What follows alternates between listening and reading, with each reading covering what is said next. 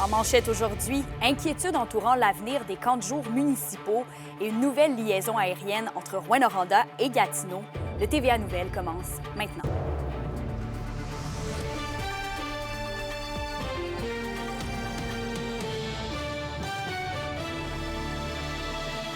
Bonjour, merci de vous joindre à nous pour ce bulletin de nouvelles. Pour commencer, l'avenir des camps de jour municipaux serait incertain, d'après l'Union des municipalités du Québec. C'est pourquoi elle demande au gouvernement du Québec d'accroître significativement son soutien financier pour permettre de maintenir une offre de camps de jour inclusive et accessible. Les 6 millions de dollars annuels alloués pour tout le Québec, selon l'UMQ, ne suffisent pas pour répondre à la demande croissante. Chaque été, 40 des jeunes Québécois fréquentent ces lieux, alors que les ressources des municipalités, elles, deviennent de plus en plus limitées. Et à ça s'ajoutent des défis de recrutement de personnel pour accompagner tous les enfants. Et ensuite, une nouvelle liaison aérienne entre Rouyn-Noranda et Gatineau-Ottawa voit le jour. L'entreprise de transport aérien Proper offrira les allers-retours vers la capitale canadienne à compter du 3 août prochain. Des vols qui seront d'ailleurs admissibles au programme gouvernemental d'accès aérien aux régions, le PAR, qui permet aux passagers de voyager par avion à partir de 250 $. Avec cette initiative, Proper veut favoriser l'accessibilité au territoire et aussi contribuer à l'essor économique de l'Abitibi-Témiscamingue. L'entreprise bonifie aussi son offre vers Montréal en doublant son nombre d'allers-retours vers la métropole. Et on poursuit en santé. La composition du nouveau conseil d'administration d'établissement du CIS de l'Abitibi-Témiscamingue est maintenant connue. Parmi les membres, on y retrouve le maire d'Amos, Sébastien Dastou, la préfète de la MRC de Témiscamingue, Claire Bolduc, et le candidat à la mairie de Rouyn-Noranda, Sébastien Côté. Ce nouveau conseil a été nécessaire à la suite de l'intégration du CISAT à l'Agence Santé Québec en décembre dernier. Les personnes qui y siègent doivent évaluer l'expérience des usagers des installations et aussi formuler des avis à la présidente directrice générale Caroline Roy. Et toujours en santé, le taux de conformité à l'hygiène des mains au CIS de l'Abitibi-Témiscamingue, toujours, n'atteint pas les objectifs ministériels. Pour la dernière période calculée entre décembre 2024 et mars 2025, il est de 68 % alors qu'il devrait être de 80 %. Le CIS régional rappelle que la grande majorité des maladies infectieuses, comme la COVID-19, l'influenza ou la gastro-entérite, sont transmises par le toucher et que le respect des mesures de prévention, comme une bonne hygiène des mains, réduit les risques d'infection dans un établissement de santé d'au moins 50 %. Et on poursuit maintenant du côté d'Amos. La ville pourra construire un nouvel entrepôt municipal grâce à une aide du gouvernement du Québec de près de 4,4 millions de dollars. Il sera situé derrière le garage municipal sur la route 111 Est. D'après le maire d'Astou, ce nouveau bâtiment vient combler un besoin urgent en offrant un espace sécuritaire pour les équipements roulants et pour le matériel qui ne peut être laissé à l'extérieur. Et c'est l'équipe d'Archim Architecture qui est derrière la conception du projet. Et maintenant, les paramédicaux de la province affiliés à la CSN sont officiellement en grève depuis dimanche. L'Abitibi-Témiscamingue ne fait pas exception, alors qu'ici, plus d'une centaine de paramédics seront affectés. Le reportage de William Maillet. Un conflit sur le salaire est au cœur du litige entraînant le déclenchement de la grève de dimanche par les paramédics affiliés à la CSN. Une avance salariale de 5 % leur avait été présentée auparavant par le gouvernement. Ils veulent nous enlever le 5 % d'avance qu'ils nous ont donné. Ça, dans un premier temps, c'est non acceptable, un recul comme ça. Vous savez, c'est pas de gaieté de cœur qui ont parti de la grève, les paramédics, qui n'ont pas envie de faire la grève. En région, c'est 112 ambulanciers paramédicaux qui sont touchés. Le syndicat des paramédics de l'Abitibi-Témiscamingue, nord du Québec, se veut rassurant quant aux mesures de grève utilisées. En commençant, on va réconforter la population. Il n'y a aucune mesure de grève qui vont toucher la population. Nos moyens de pression présentement, c'est tous des moyens de pression administratifs. On a arrêté de faire la facturation pour les ambulances. Vous le voyez en Abitibi, on est toujours rempli de services, hein, on manque d'ambulances, il y a des appels en attente. Ça ne changera pas. mais ce n'est pas la grève qui va faire qu'il va avoir de difficultés à répondre aux appels. Là. Sur le réseau social X, la présidente du Conseil du Trésor, Sonia Lebel, affirme que le 17,4 % d'augmentation salariale visée était accessible en échange de contrepartie.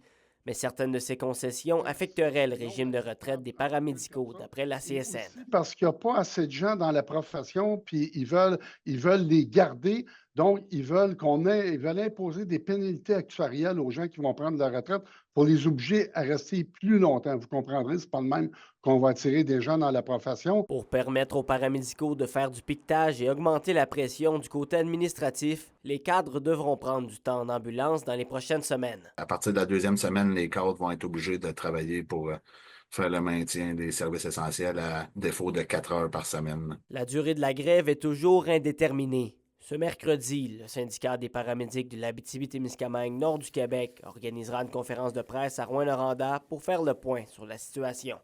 William Maillé, RNC Nouvelles. À Rouyn-Noranda, les personnes qui veulent profiter de la baignade à la plage Kiwanis vont devoir s'armer de patience. La Ville a annoncé l'interdiction de se baigner dans le lac Noranda en raison d'une trop grande quantité de bactéries. Olivier Morin fait le point sur la situation. Plus de baignade à la plage Kiwanis de Rouyn-Noranda jusqu'à nouvel ordre. Ce sont des résultats d'échantillonnage du ministère de l'Environnement qui ont mené à cette interdiction. On analyse la présence de bactéries dans l'eau, donc c'est sa qualité bactériologique qui est analysée.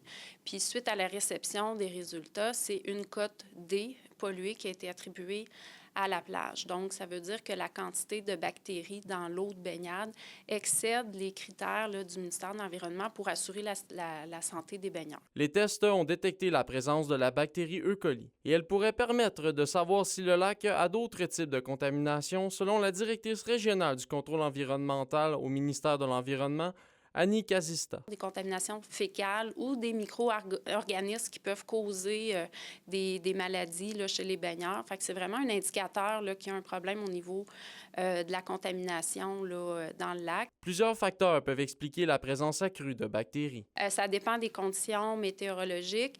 Ça peut être aussi expliqué par la présence là, d'excréments d'oiseaux, d'animaux dans l'eau de baignade. Donc, c'est vraiment un apport là, lié à la présence de bactéries là, qui a été détecté. Du côté de la Ville, on constate que la situation amène actuellement une certaine frustration chez certains citoyens. Car la plage Kiwanis est le seul lieu de baignade extérieur dans le centre urbain. C'est sûr que le monde sont déçus, il ne faut pas se le cacher, sauf que ici, c'est pour la sécurité de nos citoyens qu'on ferme la plage. Le ministère a refait des tests d'échantillonnage lundi matin dans le but de faire une nouvelle analyse. Et la baignade pourra être à nouveau accessible si elle respecte la conformité. Si au prochain échantillonnage, on obtient une cote A, B ou C, donc la qualité de l'eau redevient baignable, donc la plage pourra réouvrir. Moi, je m'attends de réouvrir mercredi, tel que discuté avec l'environnement ce matin. Le ministère de l'Environnement mentionne que les résultats des tests d'échantillonnage seront connus mercredi.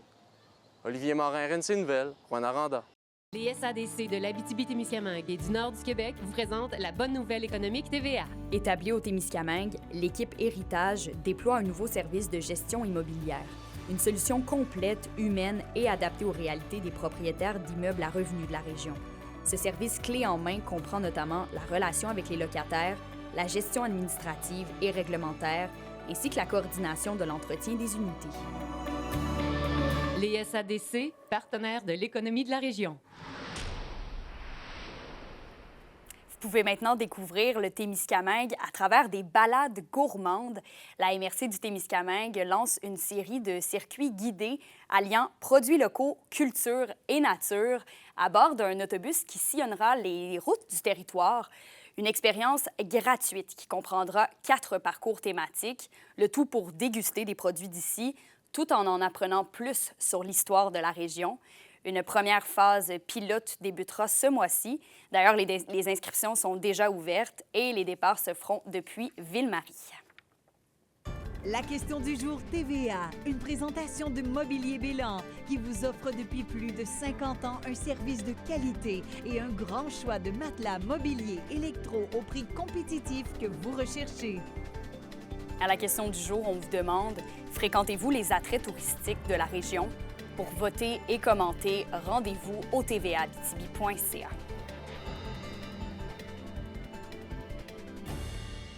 Et après un nouveau président la semaine dernière, Tourisme Abitibi-Témiscamingue a également une nouvelle directrice générale, Dominique Parent-Manceau, originaire de Val-d'Or, prend le flambeau de l'ancienne directrice générale Randa Napki.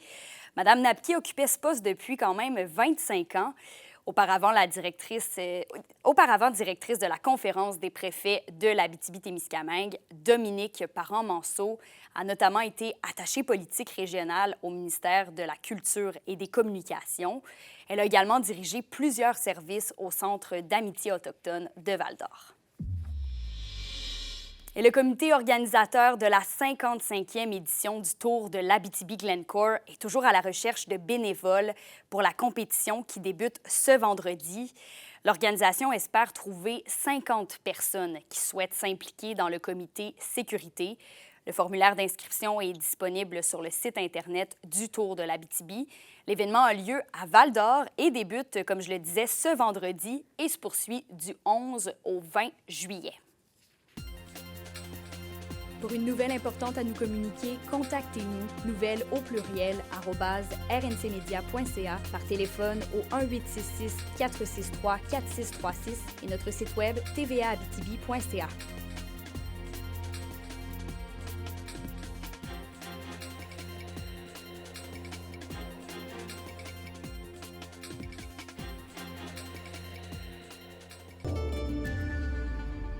À la météo aujourd'hui, c'est un mélange de soleil et de nuages sur tout le territoire.